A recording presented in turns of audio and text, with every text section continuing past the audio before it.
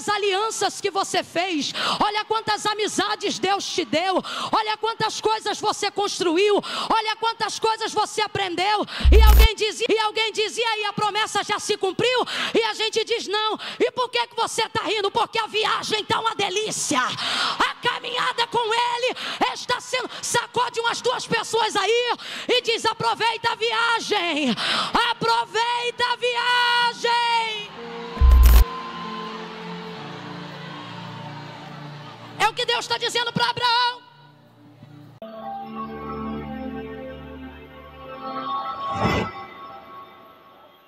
Não é praticamente consequência? Quem tem filho tem leite? Quem te disse?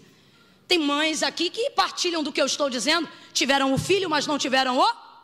Isso é relativo. Sobretudo na vida de uma mulher que está recebendo um milagre no ventre. No ventre.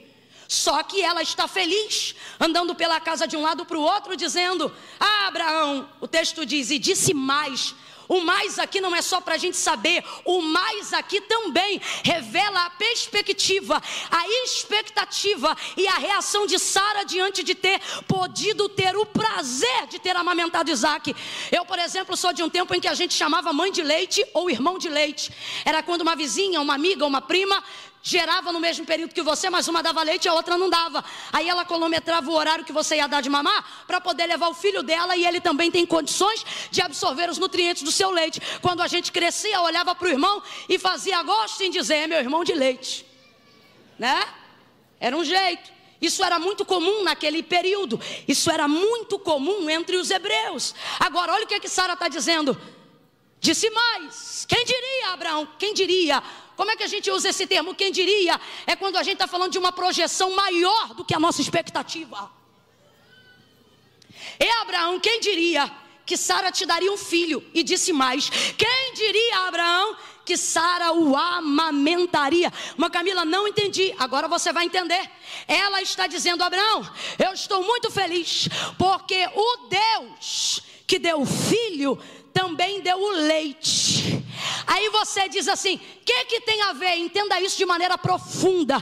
Deus não vai te colocar num ambiente de cumprimento de promessa sem dar a você condições de dar manutenção. Não. Olhe para quem está ao seu lado e libere essa palavra de ordem. Diga para essa pessoa: o Deus que dá o filho está fraco. Diga: o Deus que dá o filho também envia o leite. Mas Camila, eu não entendi. Olha isso. O leite materno que Sara gera, o leite que Sara vai gerar para alimentar Isaac, é Deus dizendo: depois que eu cumprir a promessa, eu não vou te dar tchau, não. É Deus dizendo: depois que eu cumprir a promessa, eu não vou te largar para agora prometer para outro, não. Joga por terra esse trauma que você tem de gente que te engravidou e deixou você cuidar do filho sozinho. Deus te trouxe hoje aqui para dizer: eu não sou como aquele canalha, eu não sou como aquele cafajeste, eu não sou como aquele ou como aquela que faz e vai embora. Deus está dizendo: quando eu te inserir no cumprimento de uma responsabilidade, eu vou te dar condições de administrar, de manter e de sustentar aquilo que eu confiei no teu ventre, aquilo que eu confiei na tua história. Pega na mão de quem está do teu lado, que eu já estou sentindo graça de Deus para profetizar. Sacode ela, não deixa ela usar a cadeira para descansar, não. Quer descansar, vai descansar em casa. Sacode ela e mostra que ela sentou do lado de uma profeta, e diz: Deus, sacode, Deus te deu o filho, o projeto, o cumprimento, e vai garantir o leite. 2019, 2020, 21, 22, Deus não vai te deixar depois que cumprir. Deus não vai te abandonar depois que cumprir.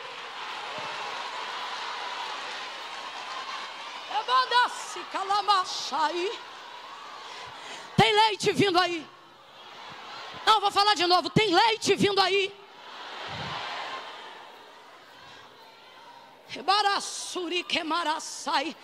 Você diz: Deus, está doendo. Por quê? Porque processo de conservação de leite e período de enchimento de leite É período de dores. Você diz, está doendo, Deus está dizendo, estou fazendo estoque. Você diz, Deus, está pesadão. Deus, está difícil. Deus está dizendo, é porque você não vai ter só de segunda a sexta. Alguém está olhando para você, para o ministério que eu te propus, e está dizendo, aproveita esse momento. Olha para quem está do teu lado e diz, quem gerou em mim o que eu pari, não vai embora depois que nasce, não. Olha para quem está do teu lado e diz, quem colocou em mim o que eu estou gerando, quem colocou em mim o que eu estou acreditando, está mantendo a reserva, o estoque. Aguenta a pressão, aguenta a pressão, aguenta a pressão. Deus está trabalhando com o estoque, Deus está trabalhando na reserva. Alguém diz, aproveita esse momento. E Deus está dizendo, eu não te tirei de onde te tirei para você viver um momento. Eu te propus uma carreira, eu fiz contigo um compromisso, eu tenho leite para tua cria.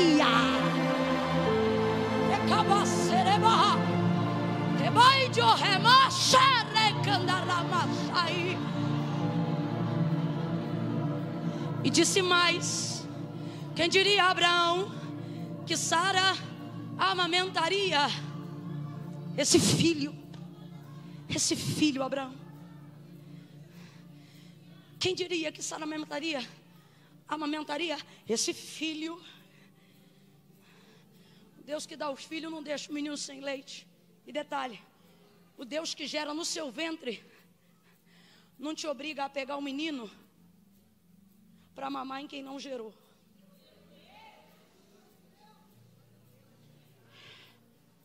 A palavra do Senhor orienta acerca da semeadura, que os primeiros que plantam são também, consequentemente, os primeiros que colhem. O texto diz que o Senhor tira o seu povo da terra do Egito, terra da escravidão. Egito é terra da? Escravo não tem salário, é escravo. Estão do lado das panelas, disputando para ver se sobra pedaço de cebola. Aí Deus quebra o cativeiro, levanta Moisés, vai, tu serás o libertador do meu povo. Deus orienta, abre caminho. Trabalha de maneira extraordinária. Conduz o povo no deserto. Está no deserto, mas estão vivendo com o eu sou. Quem é o eu sou? O mesmo Deus de Abraão. Quando o Senhor se manifesta a Moisés na sarça e pergunta para ele. E Moisés pergunta, quando eu chegar lá e me perguntarem que Deus me enviou, como é que eu te identifico? Diga que o eu sou te enviou a eles. Ele está fazendo alusão a Abraão. Diga que eu sou o Deus do pai, dos pais dele. Eles me conhecem. Só que o eu sou tem muito mais ainda no bojo, sem ser apenas o paralelo da aliança com Abraão. É claro que isso já seria o suficiente, mas o eu sou que fumega no meio da sarça, ele está dizendo, Moisés, eu sou tanta coisa, que o que eu sou não dá tempo de me revelar agora para você. Como é que eu descubro então? Do mesmo jeito que Abraão descobriu. Você lembra como é que foi que Deus se revelou a Abraão quando lhe fez a promessa? Diz para ele, sai do meio da tua terra, do meio da tua parentela e vai para a terra em que eu vou te mostrar. Aí eu te pergunto, Deus disse que terra era? Não. Às vezes a gente diz, a Deus, eu quero ir, a Deus, eu vou, a Deus, eu te obedeço. E você fica esperando Deus te passar a localização, assim como o Google Maps tem o poder de te enviar uma localização. Quando Deus falar, eu vou. Só que toda promessa afere o seu nível de obediência. É por isso que Deus não passa a localização. Porque Ele não quer que você vá pelo resultado, Ele quer que você vá pela viagem. Pelo caminho. Por quê? Não importa necessariamente aonde eu vou, dependendo de em que companhia eu. Deus está querendo que Abraão entenda e valorize que não é apenas aonde ele vai chegar, mas é com quem ou quem o levará. Você quer ver uma coisa interessante no texto da chamada de Deus a Abraão, Gênesis capítulo 12? Antes de Deus dizer vai, primeiro ele disse sai. Tem gente aqui que está dizendo, Senhor, eu quero ir. O Senhor está dizendo, se você não sai, você não vai. Primeiro sai. A gente quer fazer o contrário com Deus. Se o Senhor fizer, eu saio. Se o Senhor fizer, eu vou. E Deus está dizendo, se você sair, eu faço. Se você sair, a gente vai. Sai do meio da tua terra, do meio da tua parentela e vai para a terra em que eu vou te mostrar. Disse qual era a terra? Mostrou qual era a terra? O que é que Deus está dizendo? Caminha comigo. Às vezes a gente fica tão focado no cumprimento da promessa que esquece de desfrutar o trajeto da viagem. Por isso que Deus diz: vai para a terra em que eu vou te mostrar. Entre linhas para a gente aqui nessa noite, Deus está dizendo: ao invés de se preocupar só com o destino, aproveita a viagem. Aproveita a minha companhia durante esse processo. Seus cultos nunca foram tão poderosos quanto os que você tem vivido, enquanto você viaja rumo ao cumprimento de uma promessa. Deus está contigo nesse trajeto, Deus está contigo nesse processo, e isso faz com que os cultos sejam maravilhosos. Você acha que quem está em pé nesse culto é porque já recebeu o cumprimento de promessa? Não, é gente que não ignora o processo. Por quê? Porque sabe que ainda que não tenha chegado, a viagem está valendo a pena. A caminhada com Deus está valendo a pena. Dá uma olhada para quem está ao teu lado. É um parênteses nessa noite que eu quero abrir. Mas olha para a pessoa que está do seu lado e diz para ela: enquanto não chega no destino, dá uma olhada com graça para ele ou para ela e diz: aproveita a viagem. Curte a viagem, dá uma olhada na vista, dá uma olhada no processo.